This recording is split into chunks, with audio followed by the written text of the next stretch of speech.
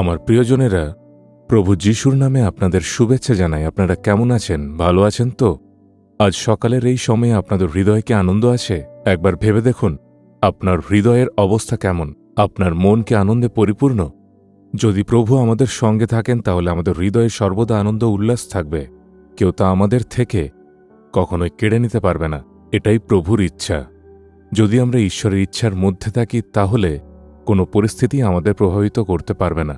আমরা সবসময় আনন্দিত এবং প্রফুল্ল থাকতে পারব। ঈশ্বরের ইচ্ছা বলতে কি বোঝায়? বাইবেলে এই সম্পর্কে অনেক কিছুই বলা হয়েছে। প্রভুর ইচ্ছা হলো আমরা যেন তার প্রশংসা করি এবং অন্যদের জন্য প্রার্থনা করি। এরকম আরও অনেক বিষয় বাইবেলে উল্লেখ করা হয়েছে, কিন্তু আজ আমরা শুধু একটি বিষয় নিয়ে ভাবব যে আমাদের কি করতে হবে। প্রভু বলেন, আমার সন্তান, আমার সন্ততি, এটাই আমার ইচ্ছা। তুমি কি এর প্রতি মনোযোগ দেবে? প্রভু আমাকে কি করতে হবে? প্রথম থিসলনিকীয় 4 অধ্যায় তার 3 পদে লেখা আছে, ফলত ঈশ্বরের ইচ্ছা এই, তোমাদের পবিত্রতা।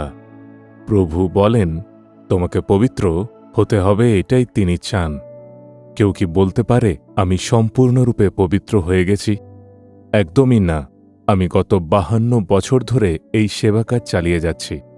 প্রতিদিন বাইবেল পড়ি, প্রার্থনা করি এবং প্রভুর কাজ করি, এইসবই করি। কিন্তু আপনি কি মনে করেন আমি সম্পূর্ণরূপে পবিত্র? আমি কখনও এমনটা ভাবি না। আমি পরিপূর্ণতার দিকে এগিয়ে চলেছি। প্রভু বলেছেন যে পবিত্র সে আরও পবিত্র হোক। আমার আরও পবিত্র হওয়া দরকার। সেই আকাঙ্ক্ষা নিয়েই আমি প্রতিদিন বাইবেল পড়ি, প্রভুর মুখ অন্বেষণ করি এবং তাঁকে বলি, প্রভু আমাকে আরও পবিত্র করো। আমাদের পবিত্র হওয়াই প্রভুর ইচ্ছা এবং আকাঙ্ক্ষা। প্রভুর এই ইচ্ছা এবং আকাঙ্ক্ষাকে আমাদের পূরণ করতে হবে। নিজেদের পবিত্রতার জন্য আমাদের আরও দৃঢ় হতে হবে।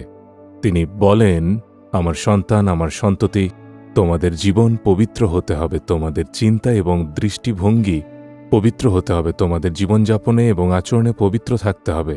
তোমাদের কাজ ও ব্যবসায় পবিত্রতা থাকতে হবে। তোমাদের সেবা কাজেও পবিত্রতা থাকতে হবে। পবিত্রতা খুবই গুরুত্বপূর্ণ, কারণ ঈশ্বর পবিত্র। যিনি আমাদের ডেকেছেন তিনি পবিত্র। যার উপর আমরা বিশ্বাস রেখেছি সেই প্রভু যিশুও পবিত্র। তাহলে আমরা কিভাবে তার মতো পবিত্র হতে পারি? তিনি নিজেই উত্তর দেন। তিনি বলেন, আমি সেই প্রভু যে তোমাদের পবিত্র করি। তিনিই আমাদের পবিত্র করবেন। আমাদের সমর্পণ করতে হবে, এটুকুই আমাদের কাজ।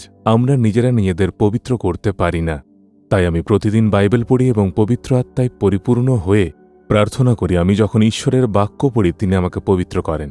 আমি যখন পবিত্র আত্মায় পরিপূর্ণ হয়ে অন্য ভাষায় প্রার্থনা করি তখন আমি পবিত্র হই।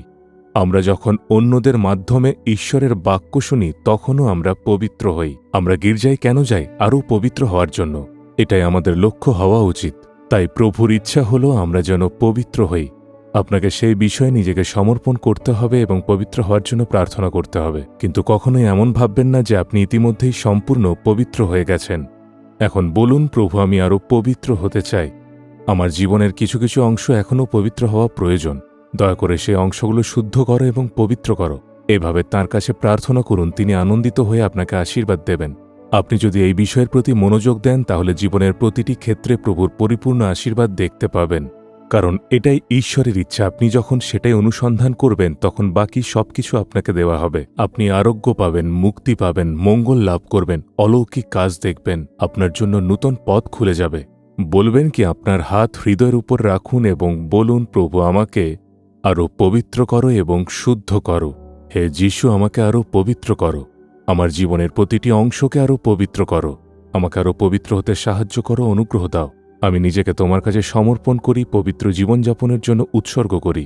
আমি যিশুর নামে প্রার্থনা করছি। Amen, amen. Jesus redeems Bengali YouTube চ্যানেলটি সাবস্ক্রাইব করুন। বেল আইকনটি ক্লিক করুন আমাদের প্রতিদিনের নতুন প্রোগ্রাম সম্পর্কে আপডেট পেতে।